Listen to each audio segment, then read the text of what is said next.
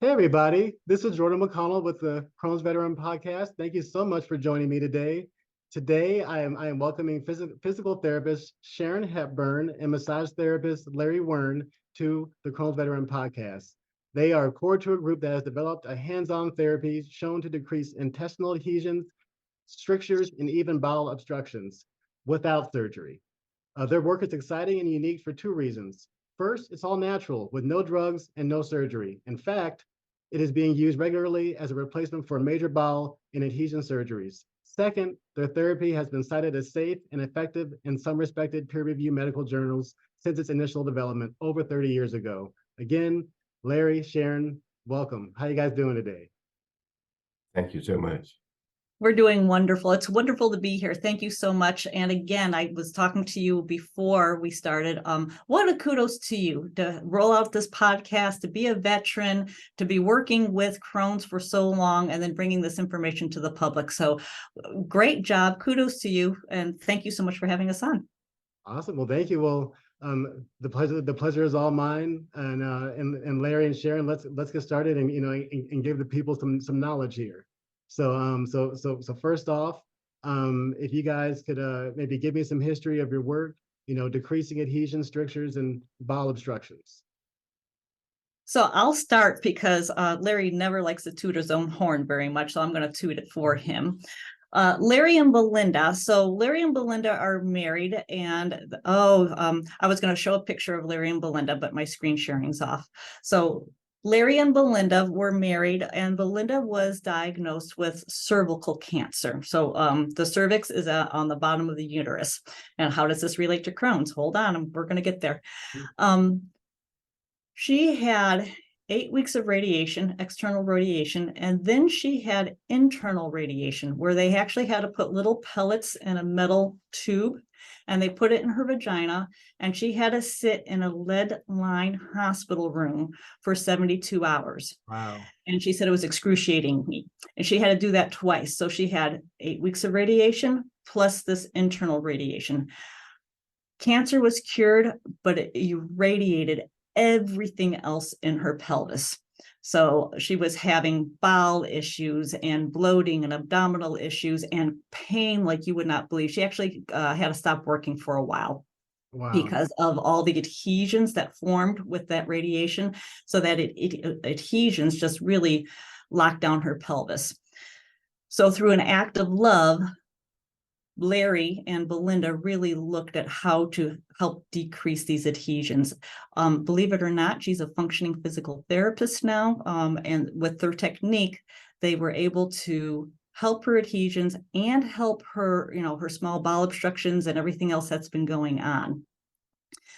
So as they were helping her and they started to work on chronic pain patients, they actually opened up fallopian tubes, which is actually, you're like, well, how does this lead to Crohn's? But Larry, tell us about the fallopian tubes and how that led to your first bowel person. Good. Let's talk about first. Let me just touch base a little bit, starting at the beginning. Adhesions are internal scars. So they are composed of tiny strands of collagen. They're little microscopic things. And when you have an injury or an inflammation, such as Crohn's, in any sort of a surgery, these scars these little strands come in, and they start laying down on top of each other, and they bind to each other and create an internal scar. And that's what an adhesion is. Once you have healed, hopefully you heal, whether you take antibiotics or whatever, once you have healed, those scars remain inside of you.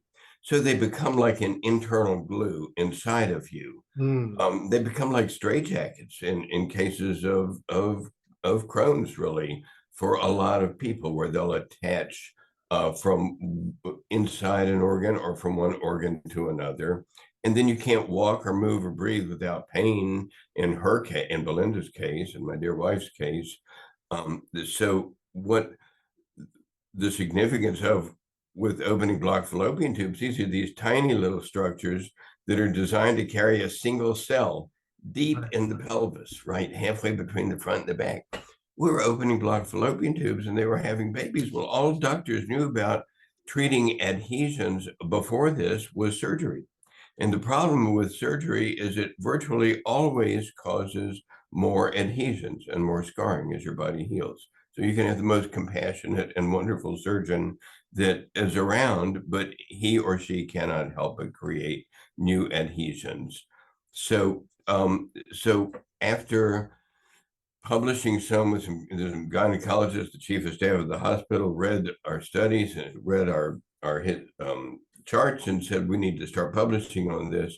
Then people with digestive issues and people that actually had bowel obstructions and were having more than one bowel obstruction because they've had another surgery, now it's caused another obstruction and so forth. They started calling us and saying, well, wait a minute, if you can open these little tubes, how about bigger tubes? You know, how about my intestines? Because food's not going through there, I'm going to die. I end up going to the hospital. They put an NG tube in my nose. They put IVs in me just for nutrition and to keep me alive. And the writings on the wall, these doctors say they don't want to do surgery again. What am I supposed to do? So I Right, kind of no. went off a little bit off of your question, Sharon, but that's what we do. Oh yeah, I mean, I actually just met somebody, recently Can't that, hear you. yeah, I actually just went through. Can you Actually, hear? can you guys hear me? I can, yes. Okay. Yeah, I actually just met somebody recently that that was living with, Yeah, I that hear you. I guess the IBS-C, I guess you would call that, right? And irritable bowel syndrome with constipation, and that person had to have surgery, and have a few inches of their colon taken out, and so I'm assuming if life was fair and they knew about this kind of this kind of therapy, beforehand, they might have been able to avoid that, right? Right, right. And Absolutely. okay, and so yes, and also one of the previous hosts, the co-hosts of the Crohn's Veteran podcast, her name was Renika, and one of the things that she did to kind of help raise awareness for Crohn's disease was talking about the relationship with women's reproduction and Crohn's, so kind of thank you for kind of explaining that a little bit for for the women that are out there that listen to this show too, and I guess from there, so Larry, maybe if you could go into sharing how successful you've been treating these adhesions for people, these kind of breaking up the scar tissue. Sure. Yeah, we've always liked to feel comfortable looking people in the eye and saying we think we can help you or we don't, or this is what our success rate is, because it's just the way I was raised. You don't just pick a number out of the air, you find out. So we hired PhDs to find out what the heck we were doing, and we can talk a little bit about that and the structure of adhesions, and also to write some studies. In the latest study, we had this physician. She taught surgery at Harvard Medical School for 20 years. She moved to Stanford, which is sort of the Harvard of the West Coast, about 5 years ago. She and a gastroenterologist, another surgeon that Sharon knows and works with, and he's well respected, Dr. Weinstock, they created a study about us. And what we saw was that people that were having bowel obstructions and bowel obstruction surgery, or just going to the hospital again and again, it was just recurring again and again for us. And as we were starting to clear bowel obstructions, people were saying, I feel great, I can eat better in a lot of cases, not all cases, but I can function better, I have less pain. And so we started tracking recurring obstructions. We did a phase 2 study, which means over 100 people in the treatment group and 100 people that we didn't treat. Mm-hmm. And the ones that and all of these people were having recurring bowel obstructions. They had at least 2, and in some cases, many more. The ones that we were treating happened to be much more complicated and older. So the deck was a little bit stacked against us, but we wanted to do a study. So controlled study is the best way to do that. In the end, we tracked who was having obstructions after we treated. In the end, 15% of the patients who we did not treat had another total bowel obstruction within 90 days. And less than 1% of the ones that we did treat had another bowel Wow. obstruction. So it was holy. Well, folks, you heard it from the man himself. Yeah, yeah. Right there. So, this, in the right circumstances, and, after talking to your doctor and then making sure that's something good for you, that's pretty impressive. That's pretty impressive. And we work closely with physicians. And when we do screen people, Jordan, we screen them and say, we don't see a potential problem, or we see something that you need to talk to your physician about before we're going to treat you. So most people, it's been pretty neat saving people's lives using just these. It's no drugs and no surgery, so it's in its infancy. But 3 doctors have told us that we should win a Nobel Prize, or could. Don't know it will be posthumous if that ever occurs, but Sharon and I just enjoy saving lives, as do our other therapists. Right. That's what it's about, is, it's making an impact, helping people. Right. And so, yeah, I mean, I said, my story, personally, just to remind folks that, that haven't heard, recently, is that, I was diagnosed with Crohn's disease in 95. I had kind of emergency surgery. I was, fine on Friday. I was very sick on Saturday, still sick on Sunday morning, and went to the emergency room. I was there for 5 minutes before they told me to strip down where I was standing and put on a gown. They put me into the emergency on the table, and they kind of exploratory surgery that resulted in 6 inches of my colon taken out and my appendix taken out and Crohn's disease. And then so for about, I was in the hospital for a week or so, home for a week. And then I had no symptoms pretty much at all for the next 13 years. And then in 2009, I was very sick again for about 6 months. And I went to the emergency room, I think 4 times that year for pain. The third time I had a temporary ileostomy put in.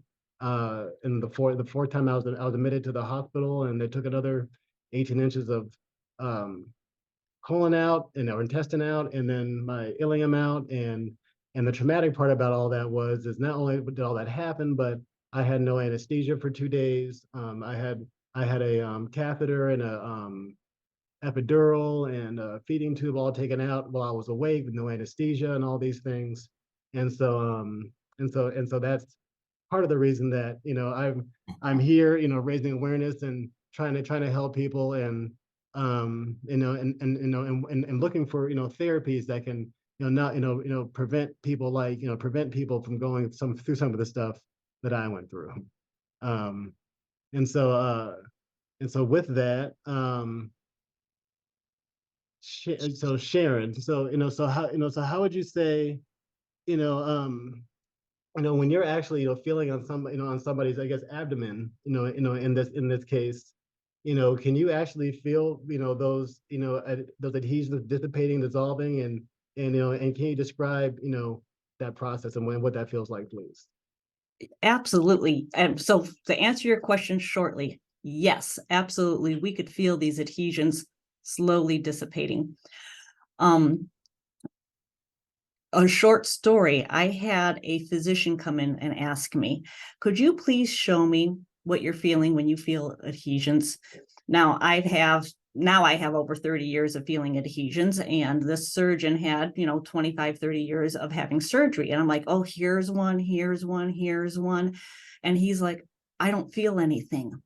So just FYI, if you're asking somebody who's not trained to feel adhesions, it would be like asking me to do surgery. I'm not trained to do surgery. I would never want to. So it's very difficult to ask somebody who doesn't know how to feel adhesions how to do it.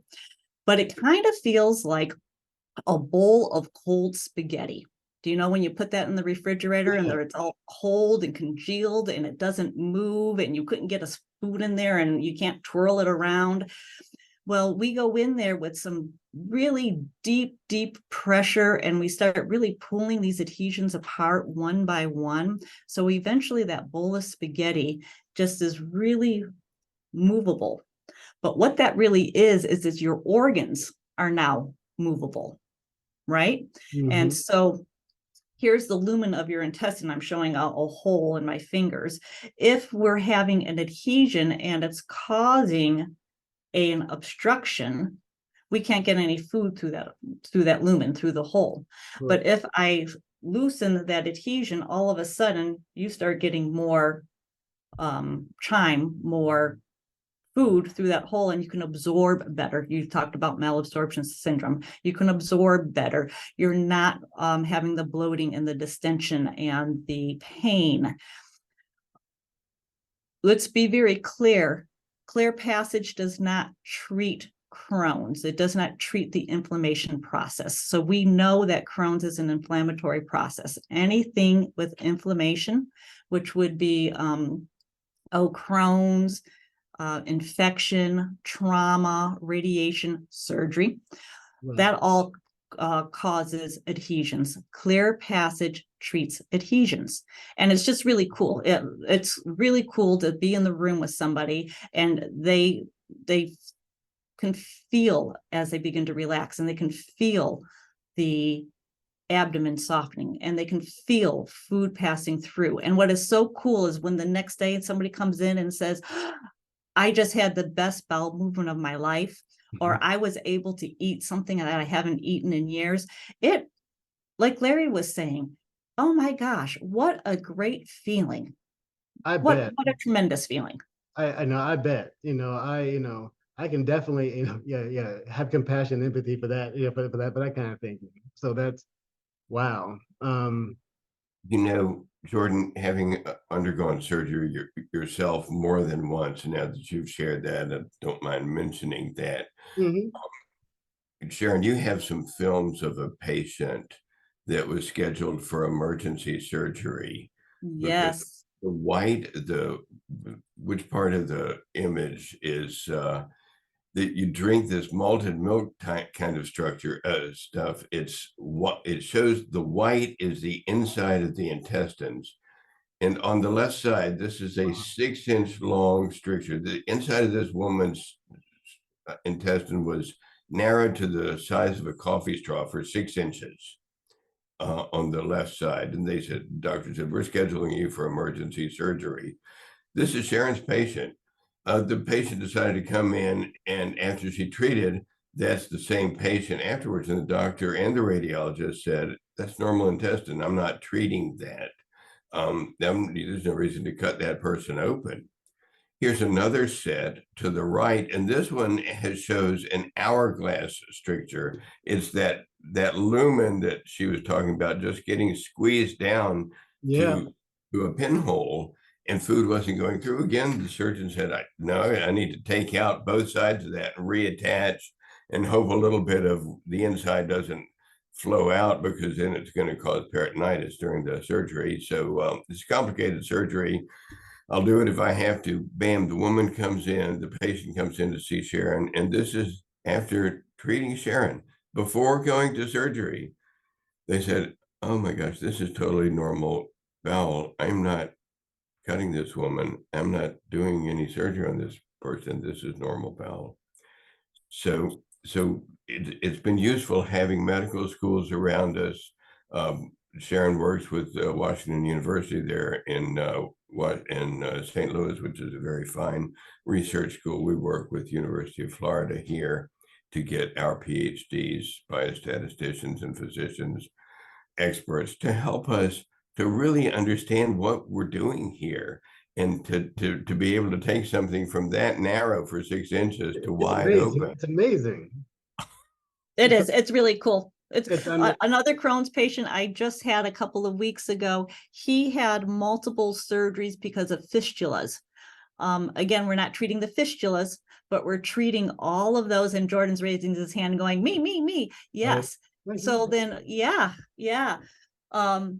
He had to quit work because it was obstructing so often. And he got a clean bill of health. His doctor actually gave him a clean bill of health, and then he was able to go back to work. Yeah, I didn't know that. I mean, that's the reason I didn't bring up fistulas. It's because I didn't know that that's what something. So to clarify, is that something that you can treat the symptoms of that also? The fistulas, no, he had surgery removing the fistulas and then was obstructing because of them. Oh, okay. Yeah, to anybody, I don't wish that on anybody. So that is not fun, not fun at all. So I'm happy you're able to help them after the fact. And um, so I guess if somebody is listening to this and feels like, wait a minute, I think I might be a good candidate for this therapy, how would they go about reaching out to you guys? Probably the best way is to just go to the website. If you go to clearpassage.com, you'll go to our website, and on every page there's a little button. Here it's shown on the right. It says apply for therapy. Yeah, there's one. And there's another gold button that takes you to the same place. I think it's called free consult. And what we'll have you do, what we'd really like you to do, is complete a medical history questionnaire. It may take you 20 minutes. It may take you 30 or 40 minutes. It's fairly extensive, but we want to know all about you. We want to know your history, and we want to examine it thoroughly and come back to you with any questions if we have questions. But then we'll review that. There's no charge to you for any of that. We'll review that with one of our directors. We'll review it, and we'll see if you seem appropriate. If you seem appropriate, we'll let you know. And we do have about 10 locations now, from Los Angeles to London and Canterbury, England, right where the channel comes across for the Europeans. And so New York, and main offices are in Gainesville and St. Louis, but also Los Angeles and Dallas. And so Yeah, that was something. So thank you for answering that question, because I'm thinking, hey, I'm pretty sure they said they were in Florida. So so how is somebody somewhere else in the country being able to take advantage of this? So you answered that question. So thank you. Yeah.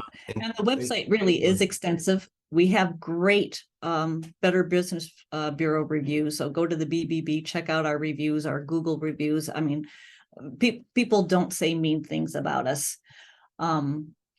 Also, Larry and Belinda wrote a book. If you just want to learn more about adhesions, Yeah. go to Amazon and look up, it's called Adhesions, the Body's Inner Menace. And it's Larry and Belinda wrote it. Is there a cure?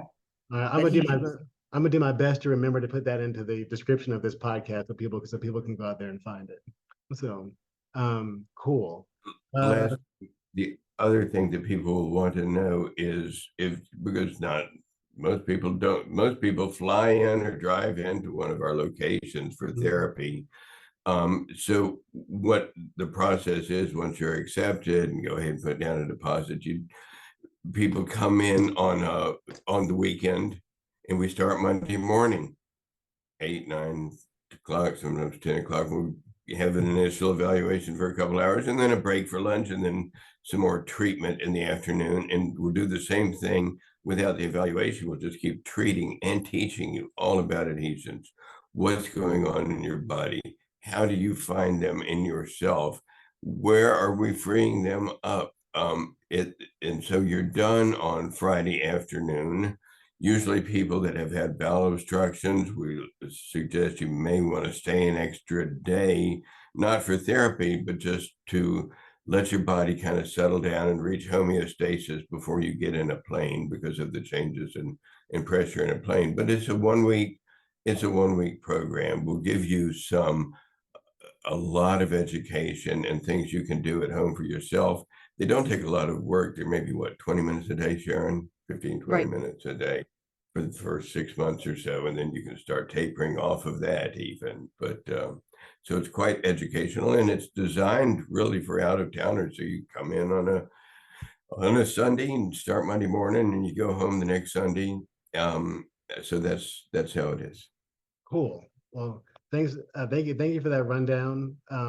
While you were talking, I was thinking to myself, like, so if your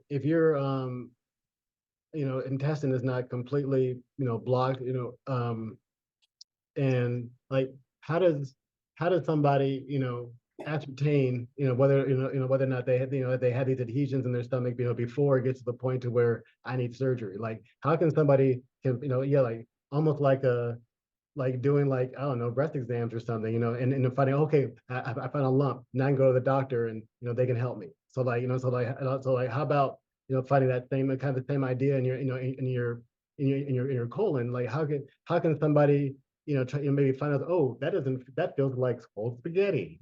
So like, how can I should probably go see Clear Passage. Like how can I, how can I, find that, before it gets to, code red type thing. Right. So it's really by your signs and symptoms, right? Because if you're functional, things are moving through absolutely well. But it's all these people who are having these partial obstructions, and you've heard about them. Oh, well, I was down with like some abdominal pain for a couple of days or 4 hours every time after I eat, and it might be starting to grow worse. It's the bloating, it's the distension, it's all those red flags that you people who are obstructing have. Pain or the constipation, the throwing up, the inability to pass stool, all of those are indications that you're obstructing or having partial obstructions. So some people are like, it happens like once a month, and they're able to tell me, I have it and then it goes, I have it and then it goes. That's when we really want to catch it, right? Because then you're not at death's door and they wanting to remove 4 inches of your colon. You want to catch it, hopefully, why these adhesions are still small and the foods are still passing through. Cool. Okay. Well, I was just curious. Thank you. So Yeah. awesome. Well, I guess, guys, maybe some parting wisdom. You guys have both been doing this for a long time, right? And so the people with Crohn's and colitis, I know that are out there. Do you have any maybe words of wisdom or any maybe tips and tricks, that that may be helpful? Well, one thing to think You about know, is, in your in your in your own domain, I guess, right? Right. Mhm. yeah, I mean, I don't know if this will help or not, but when when you have a condition, generally speaking, it's either organic or it's mechanical. And medicine is pretty good at chasing down organic conditions, diseases, bacteria, hormonal things. If you're having pain and you're having these kind of symptoms that Sharon is talking about, and nobody can figure out what it is, it's probably mechanical. Adhesions, unfortunately, do not show up on X-ray or MRI, just like the X-rays you saw of Sharon's patient. You cannot see the actual adhesions because they're composed of collagen, which is so prevalent in the body, it just doesn't show up on any of these tests. You can see the effects of them.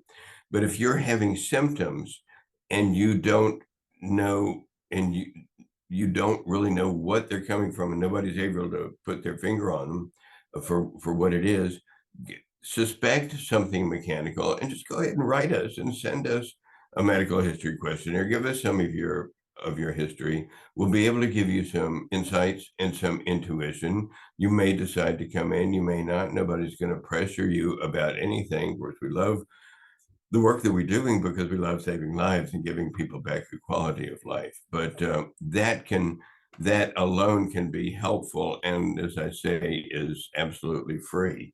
And there's some of my parting thoughts. Thank you, Larry. Appreciate that, Sharon. So Larry has trained all of his therapists to listen to the patient, to listen to the person on the table. And then we train our people to listen to their body. So that would be my words of wisdom.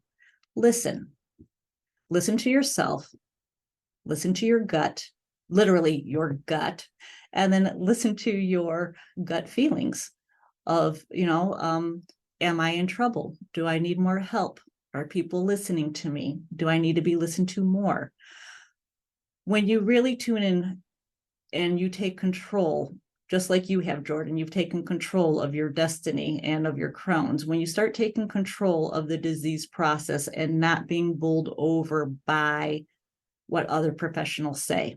You'll know exactly what to do and when to do it. So my piece of advice is to listen. Awesome. Well, I said, as an IT guy, that's a big part of my life too, is listening. And so thank you for that.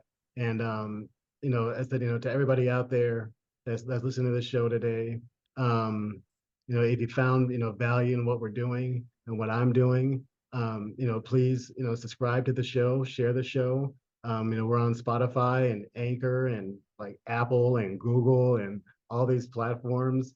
Every podcast platform you can think of, I'm on it. I have a YouTube channel, so you can catch this video on it. And I'm actually going to be changing that. I'm actually going to be doing Spotify video and Spotify audio, kind of going forward. So check that out. Of course, Larry and Sharon, if you know anybody out there that that wants to raise awareness for Crohn's and colitis, they can check out the Crohn's Veteran Store. I have tons of awesome stuff for Crohn's and colitis merch on there, and literally the sole purpose of that is to raise awareness, and I wanted the Crohn's awareness stuff that like looked cool and you felt cool wearing it, and because everything was like butterflies and like purple and stuff, and so like I needed to find something a little more non-gendered, so I have actually just made a Crohn's Veteran gym bag yesterday for the store, so check that out. This year is going to be fun. I'm thinking about doing a YouTube cooking channel for IBD. With kind of like a father and son thing. So that'll be fun. And just trying to just grow awareness. And so you guys being on here talking about adhesions, this is so important for people that have IBD and so important for people with Crohn's. And so I really hope people not only take something away from this conversation, but actually go to clearpassage.com and see what you guys are about too. Hey, Jordan, let me mention one last thing. Let me thank you for your dedication and for everything you've done. I mean, I know how much work you have put into it, and you do put into this, working full-time, being a full-time father of several kids as well, and having Crohn's and doing this. Remarkable, and kudos to you, sir. Hey, thank you. And a dog. We realized early on that there was no diet guide for people that were having recurring bowel obstructions, and that the AMA diet guide of more and more fiber was just making corks and helping to create more business for the surgeons and us, which we really didn't want. So there is a diet guide for people with bowel obstruction who are having these recurring symptoms that Sharon talked about at our website. And on one page, there's like 9 different levels where you can say, oh, this is where I am. If I want to test the waters, I'll come up to this. Let me just back down to this. And it's more of a liquid diet at the bottom, and it's more of a full diet at the top. But so that's absolutely free. It's about a 42-page brochure. It's really beautifully done too, as well. It's at our website. Very cool. Okay. Yep. You heard the man. Check it out. So, cool. Well, Larry, Sharon, thank you so much. Again, I'm wishing you guys continued success, and I hope you're able to help tons of more people for a long time coming. And again, check us out, Crohn'sVeteran.com, Crohn'sVeteranStore.com. And again, guys, thank you very much. Peace and love. Thank you so much.